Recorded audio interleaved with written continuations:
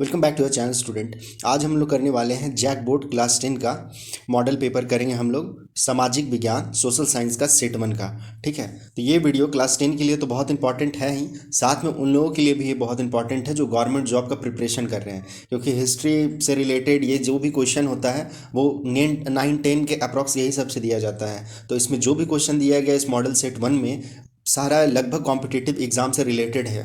तो प्लीज़ इस वीडियो को not only student of class 10th, साथ ही जो भी एस्पिरेंट है भी गवर्नमेंट जॉब के, वो सभी ज़रूर देखें, तो उन लोगों के लिए भी काफ़ी हेल्पफुल रहेगा। तो चलिए हम लोग क्वेश्चन को देखते हैं। काफ़ी इंटरेस्टिंग क्वेश्चन है, जिनको आंसर पता होगा वो कमेंट भी करें। ठीक है, चलिए स्टार्ट करते हैं। देखिए फर्स्ट में क्वेश्चन है कि फ्रांस की क्रांति कब हुई। देखिए फ्रांस की क्रांति कब हुई थी, तो फ्रांस की क्रांति 1789 ईस्वी में हुई थी। ठीक है, फर्स्ट का घ नंबर हो जाएगा। सेकंड क्वेश्चन है कि सामाजिक उपबंध नामक पुस्तक के लेखक कौन था। तो सामाजिक उपबंध जो पुस्तक है उसको लिखे थे रूसो ने। ठीक है, इनके बारे में याद रखिएगा। थर्ड है यंग इटली सोसाइटी की स्थापना किसने की थी। तो यंग इटली सोसाइटी की स्थापना जो वो मेजनी ने की थी। ठीक है, तो ये मेजनी हो जाएगा इसका आंसर, थर्ड का ख नंबर। उसके बाद फोर्थ नंबर क्वेश्चन देखिए, इटली का एकीकरण कब पूरा हुआ। तो इटली का एकीकरण आपका 1861 में पूरा हुआ है। ठीक है, एक हाँ 1861 में पूरा हुआ है। उसके बाद फिफ्थ क्वेश्चन है कि शुल्क संघ जॉलवे 1 मिनट जॉलवेराइन की स्थापना किसकी पहल पर की गई थी।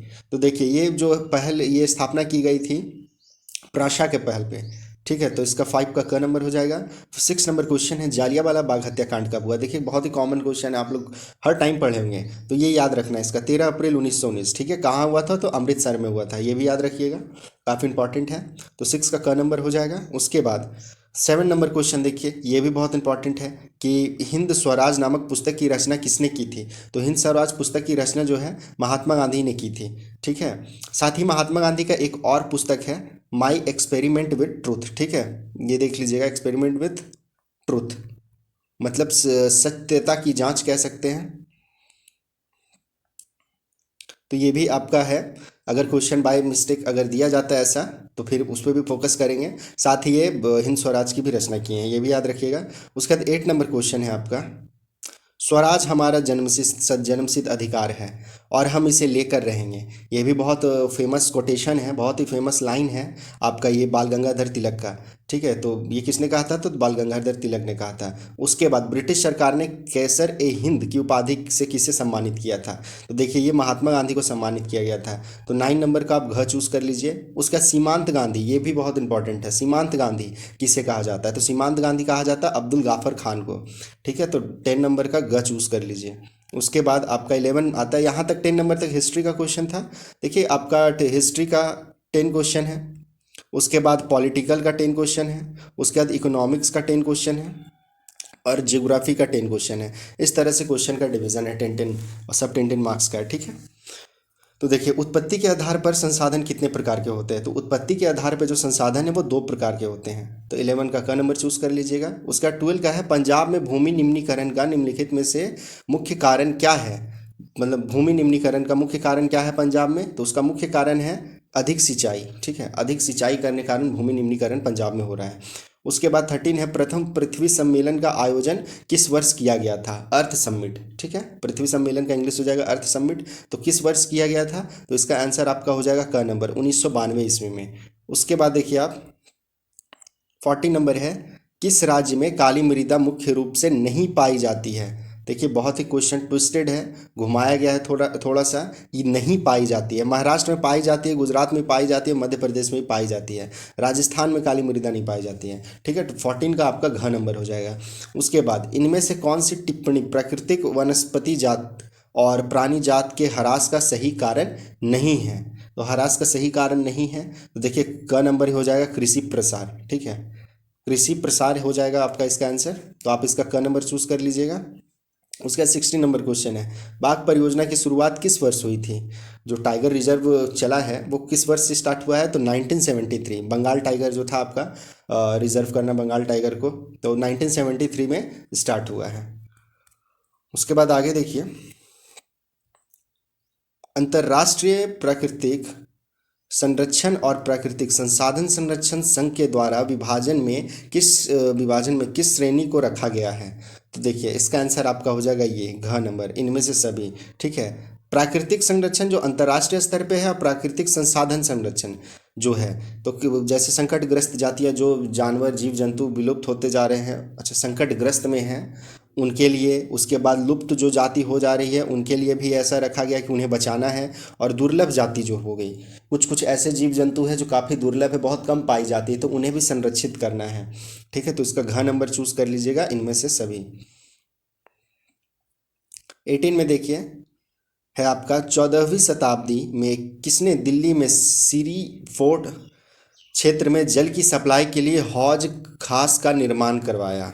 ठीक है, तो यहाँ पे देखिए ये जो क्वेश्चन बनाया गया है जैक बोर्ड के द्वारा, इसमें थोड़ा सा ऑप्शन में एक मिस्टेक है। आपका जो आंसर होगा एक्चुअली में खिलजी हो जाएगा।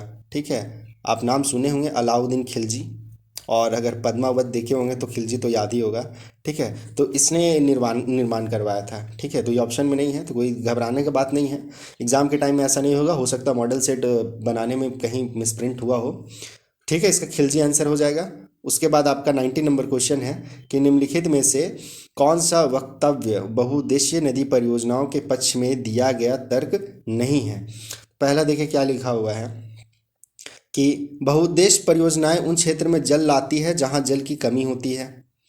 तो ये बात तो सही है, ये सही है। बहुउद्देश्य परियोजनाएं जल बहाव को नियंत्रित करके बाढ़ पर काबू पाती है, सही है। बहुउद्देश्य परियोजनाओं से बृहत स्तर पर विस्थापन होता है और आजीविका खत्म होती है, ये भी बात सही है। टिहरी बहुउद्देश्य परियोजना बांध वाला ये ध्यान में रखिएगा। उसके बाद बहुउद्देशीय परियोजनाएं हमारे उद्योगों और घरों के लिए विद्युत पैदा करती है। ठीक है, तो यहाँ पे आपका ये 4 पॉइंट दिया हुआ है, तो आपका यहाँ आंसर घ नंबर ही हो जाएगा। ठीक है, ये तर्क जो दिया गया है वो ये जो नदी परियोजनाओं के पक्ष में नहीं है, घ नंबर। ठीक है, तो 19 का घ नंबर चूज कीजिएगा। उसके बाद 20 नंबर, सरदार सरोवर बांध किस नदी पे बनाया गया है? तो सरदार सरोवर बांध जो बना है वो आपका नर्मदा नदी पे है। ठीक है, और स्टैच्यू ऑफ लिबर्टी जो मोदी जी बनाए हैं, स्टैच्यू ऑफ लिबर्टी ध्यान में होगा, वो भी नर्मदा नदी के तट पर है, तो इसको भी ध्यान में रखिएगा, जो गुजरात में ही है आपका। अब 21 नंबर क्वेश्चन देखते हैं। सामान्यतः किसी देश का विकास किस आधार पर निर्धारित किया जा सकता है? यहाँ से देखिए आपका इकोनॉमिक्स का क्वेश्चन आ गया है। ठीक है, अब इकोनॉमिक्स का वो ज्योग्राफी का था, अब इकोनॉमिक्स का है।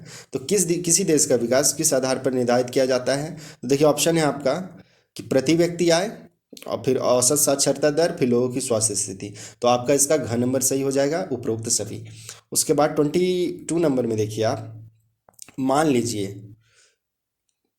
लीजिए कि किसी देश में 4 परिवार हैं, इन परिवारों की प्रति व्यक्ति आय 5,000 है, एक व्यक्ति का आय मतलब 5,000 है। अगर 3 परिवार की आय जो क्रमशः दिया हुआ है तो चौथा परिवार का आय बताना है।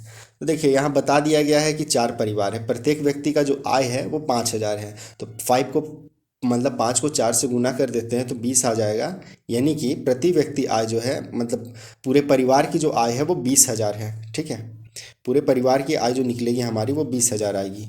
उसके बाद आप देखिए दिया हुआ है कि 4,000, 7,000 और 3,000, तो 7 3 10,000 और 10,000 14,000। 14,000 हो गया, तो चौथा जो है उसका कितना आय होगा?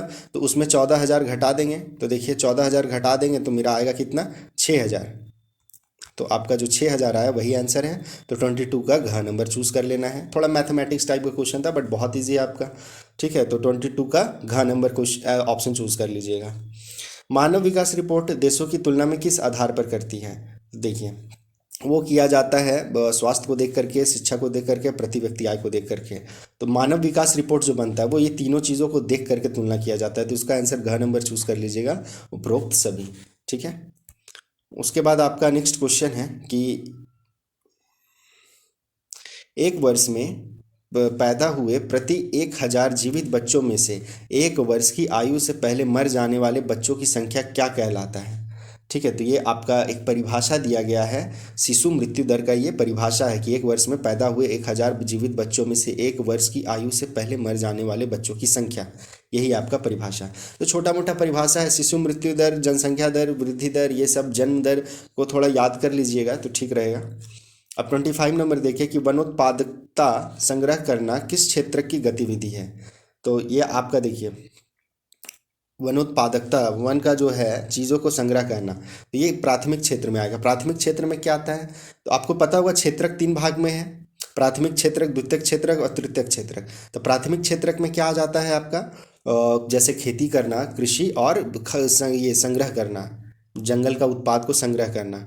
और सेकंड जो है द्वितीयक क्षेत्र में क्या आता है, तो द्वितीयक क्षेत्रक में आपका हो जाएगा विनिर्माण उद्योग, उद्योग से रिलेटेड, मतलब प्राथमिक क्षेत्रक से सामान को लाएं और सेकंड क्षेत्रक में, द्वितीयक क्षेत्रक में ला करके उसको कुछ बनाए। और तृतीयक क्षेत्रक क्या होता है, तो तृतीयक क्षेत्रक में सेवा देना, मतलब वही जो सामान बना अब उसी पे जो सेवा मिलेगा। और भी चीज़ें जैसे बैंकिंग व्यवस्था है, टीचिंग व्यवस्था है, टीचर जो हैं ये सब सेवा दे रहे थे, ये तृतीयक क्षेत्रक में आ जाता है। तो हमको लगता है ये क्षेत्रक से क्वेश्चन ज़्यादा होगा, इसलिए एक बार मैं आपको यहाँ पे एक्सप्लेन कर दिया हूँ ताकि आपको आगे इजी लगे। अब देखिए 26 नंबर कि वे क्षेत्र जो सरकार द्वारा पंजीकृत होते हैं और उन्हें सरकारी नियमों और विनियमों का अनुपालन करना होता है, डैश कहलाता है। तो ये आपका क्या कहलाएगा, देखिए ऑप्शन है आपका संगठित क्षेत्र, असंगठित क्षेत्र, और फिर संगठित और असंगठित दोनों। तो देखिए दोनों तो एक साथ नहीं होगा, ये आपका संगठित क्षेत्र हो जाएगा। तो 26 का क नंबर चूज कर लीजिएगा। अब 27 का देखिए, रमेश, सुरेश, नरेश और राकेश ये 4 भाई हैं। रमेश खेत में काम करता है, सुरेश किसी फैक्ट्री में मजदूरी करता है, नरेश एक शिक्षक है। नरेश एक शिक्षक है और राकेश एक टैक्सी ड्राइवर है। तो इनमें से किसके कार्य सेवा क्षेत्र के अंतर्गत आता है, तो कार्य सेवा क्षेत्र के अंदर। तो देखिए एक तो शिक्षक हो गया, कौन है शिक्षक, तो नरेश एक शिक्षक है मेरा। उसके बाद आपका देखिए सुरेश नरेश है, खेत में काम कर रहा है, फैक्ट्री में मजदूरी कर रहा है, नरेश शिक्षक है। और एक टैक्सी ड्राइवर है। यहीं पे आपका देखिए तो नरेश और राकेश ये दोनों सेवा दे रहा है। तो 27 का ग नंबर चूज कर लीजिएगा, ठीक है, नरेश और राकेश। अब आपका 28 नंबर क्वेश्चन देखिए, रोहन एक अकुशल बेरोजगार युवक है। वह रोजगार की गारंटी देने वाली सरकारी योजना मनरेगा के तहत अपना पंजीयन करवाता है। रोहन को वर्ष में कितने दिन के रोजगार की गारंटी मिलेगी। देखिए एक चीज़ बता दें, क्वेश्चन बहुत अच्छा तरह से बनाया गया है, थोड़ा सा ट्विस्ट किया गया है। डायरेक्ट स्ट्रेट फॉरवर्ड क्वेश्चन नहीं पूछ दिया गया है कि मनरेगा में कितने दिन की रोजगार की गारंटी मिलती है, थोड़ा सा ट्विस्ट किया है, जो कि बहुत अच्छी बात है। आगे चल करके आपको बड़े बड़े एग्जामों में जब क्वालिफाई करना है, तो एग्जाम का क्वेश्चन का पैटर्न कुछ इसी टाइप का रहता है। स्ट्रेट फॉरवर्ड क्वेश्चन कभी भी नहीं मिलेगा, थोड़ा सा ट्विस्ट रहेगा। हालांकि काफ़ी इंटरेस्टिंग रहता है ये चीज़। तो देखिए मनरेगा का साथ में फुल फॉर्म आपको याद रखना है कि म से महात्मा गांधी, मनरेगा महात्मा गांधी रोजगार गारंटी अधिनियम है, ठीक है, महात्मा गांधी ग्रामीण रोजगार अधिनियम, इसी टाइप से कुछ है, थोड़ा सा हम मिस्टेक कर रहे हैं अभी। तो ये याद रखना है, महात्मा गांधी रोजगार गारंटी, ठीक है।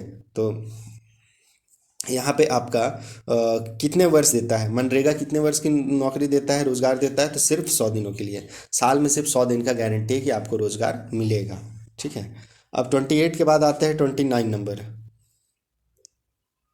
और वो मनरेगा वाला ज़रा आप लोग देख लीजिएगा, हालांकि इंग्लिश में फुल फॉर्म थोड़ा सा अलग है, हिंदी में थोड़ा मिस कर रहे हैं। तो जिन्हें आता होगा एक बार ज़रूर कमेंट कर दें मुझे मनरेगा का फुल फॉर्म, ताकि मुझे भी लगे कि आप लोग को काफ़ी आइडिया है। 29 देखिए, एक खेत में लक्ष्मण और उसके पूरे परिवार के 4 व्यक्ति काम करते हैं, जिसमें सालाना 20 क्विंटल गेहूं का उत्पादन होता है। लक्ष्मण के चचेरे भाई करण ने 1 वर्ष तक लक्ष्मण और उसके परिवार के साथ मिलकर कार्य किया, परंतु उस वर्ष कुल उत्पाद में कोई वृद्धि नहीं हुई। कारण की परिस्थिति को किस श्रेणी में रखा जाए, ऐसा क्यों हुआ, इस जो गलत हुआ है कि उत्पादन नहीं हुआ, तो किस कारण से हो सकता है। तो देखिए इसको आप मौसमी बेरोजगारी के अंतर्गत रखेंगे, मौसम सही नहीं हुआ, खेती अच्छा नहीं हुआ, इसलिए मौसमी बेरोजगारी। तो 29 का नंबर आप रखिएगा। 30 नंबर क्वेश्चन है कि अर्थव्यवस्था में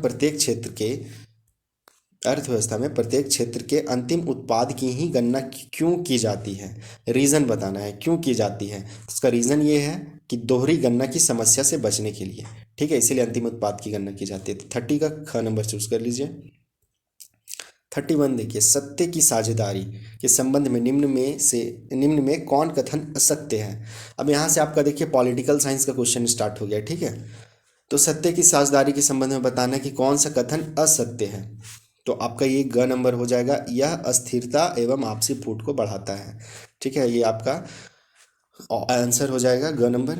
उसके बाद 32 देखिए, निम्न में से कौन बेल्जियम का एक भाषीय समूह नहीं है? बेल्जियम का भाषीय समूह, तो बेल्जियम का भाषीय समूह आपका स्पेनिश, स्पेनिश नहीं होगा। उसके बाद स्वतंत्र राष्ट्र बनने के बाद श्रीलंका में किससे राजभाषा घोषित किया गया? तो श्रीलंका का राजभाषा क्या है? तो उसका राजभाषा जो है सिंहली है। ठीक है, याद रखिए घ नंबर सिंहली। उसके बाद 34 नंबर क्वेश्चन देखते हैं कि श्रीलंका स्वतंत्र राष्ट्र कब बना? यानी श्रीलंका को आज़ादी कब मिला? तो श्रीलंका को आज़ादी मिला है 1948 में, 1948 में। ठीक है। उसके बाद निम्न में कौन संघवाद की एक विशेषता नहीं है? तो संघवाद की विशेषता नहीं है, तो आइए हम लोग ये देख लेते हैं ताकि हम लोग को पता भी चले कि संघवाद की विशेषता क्या क्या होती है। ठीक है, तो देखिए फर्स्ट में दिया हुआ है कि यह सरकार दो या दो से अधिक स्तरों वाली होती है, तो संघवाद की ये विशेषता है। अलग अलग स्तर की सरकार एक ही नागरिक समूह पर शासन करती है, ये भी आपकी संघवाद की विशेषता है। तो विभिन्न स्तरों की सरकारों के अधिकार क्षेत्र संविधान में स्पष्ट रूप से वर्णित नहीं होते हैं, तो ये विशेषता संघवाद का नहीं है। उसके बाद अदालतों को संविधान और विभिन्न स्तर की सरकारों के अधिकार की व्याख्या करने का अधिकार है, तो ये भी संघवाद की विशेषता है। तो आपको नहीं है बताना है, तो इसका आंसर ग नंबर हो जाएगा। 35 का 35 का ग नंबर चूज कर लीजिएगा। 36 में देखिए, निम्न में से कौन भारत की अनुसूचित भाषा के रूप में शामिल नहीं है? तो देखिए अरबी आपका नहीं होगा, तो 36 का क नंबर चूज कीजिएगा। उसके बाद आगे देखते हैं, निम्न में कौन सुमेलित नहीं है? हाँ देखिए, राज्य सरकार, राज्य सूची, केंद्र सरकार, संघीय सूची, राज्य केंद्र और राज्य सरकार समवर्ती सूची, और स्थानीय सरकार अवशिष्ट अधिकार। तो देखिए इसका आंसर आपका हो जाएगा घ नंबर ही, ये बाकी सब सही है। ये याद भी रखिए कि राज्य सरकार जो है राज्य सूची में है, और केंद्र सरकार संघीय सूची में है, और केंद्र और राज्य सरकार की जो शक्ति है वो समवर्ती सूची में वर्णित है। तो इसका 37 का घ नंबर चूज कर लीजिएगा। 38 है, भारत में विकेंद्रीकरण के संबंध में कौन सत्य है? भारत में विकेंद्रीकरण, ठीक है, तो कौन सत्य है? तो इसका जो सत्य हो जाएगा वो आपका ख नंबर हो जाएगा कि वास्तविक विकेंद्रीकरण की दिशा में एक बड़ा कदम 1992 में उठाया गया। ठीक है, तो 38 का ख नंबर चूज कर लीजिएगा। अब 39 क्वेश्चन देखते हैं कि निम्न में कौन सुमेलित नहीं है? तो सुमेलित नहीं है यही बताना है इसमें भी।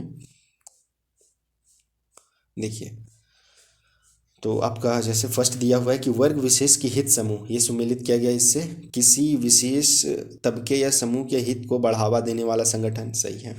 राजनीतिक दल, राजनीतिक दल क्या? ऐसे संगठन जो राजनीतिक सत्ता पाने की गरज से लोगों को लामबंद करता है, ये भी सही है। आंदोलन, आंदोलन क्या? किसी सामाजिक समस्या के समाधान के लिए चलाया गया एक ऐसा संघर्ष जिसमें संगठनिक संरचना हो भी सकती है और नहीं भी। ठीक है, ये भी सही है। घ नंबर देखिए, दबाव समूह, दबाव समूह राजनीतिक में सीधा भाग लेते हैं, तो ये आपका 39 का घ नंबर आंसर सही हो जाएगा, मतलब ये सुमेलित नहीं है। ठीक है, 39 का घ। फिर 40 नंबर देखिए, निम्नलिखित में कौन सुमेलित नहीं है? इसमें भी वही बताना है। तो नर्मदा बचाओ आंदोलन ये क्या था? एक मुद्दे पर आधारित आंदोलन था। हाँ। फिर खाद्य विक्रेताओं का संघ, दबाव समूह, ये नहीं। तो देखिए ख नंबर 40 नंबर का ख नंबर आंसर हो जाएगा। ठीक है, आपका देखिए आज जो है सोशल साइंस का आज मॉडल सेट 1 क्लास 10 का कंप्लीट हो गया है। और आप लोगों को मैं यही बता दूं, मैं ज़्यादा ये नहीं बताता, बस इतना ही कहना चाहूँगा। वीडियो अच्छा लगा तो लाइक ज़रूर करें, चैनल को साथ ही सब्सक्राइब ज़रूर करें। आप देख ही रहे होंगे काफ़ी मेहनत करता हूँ, तो अगर आप सब्सक्राइब करें तो काफ़ी अच्छा लगता है। तो आप सब्सक्राइब भी करें चैनल को, साथ ही फ्रेंड लोगों के पास शेयर करें।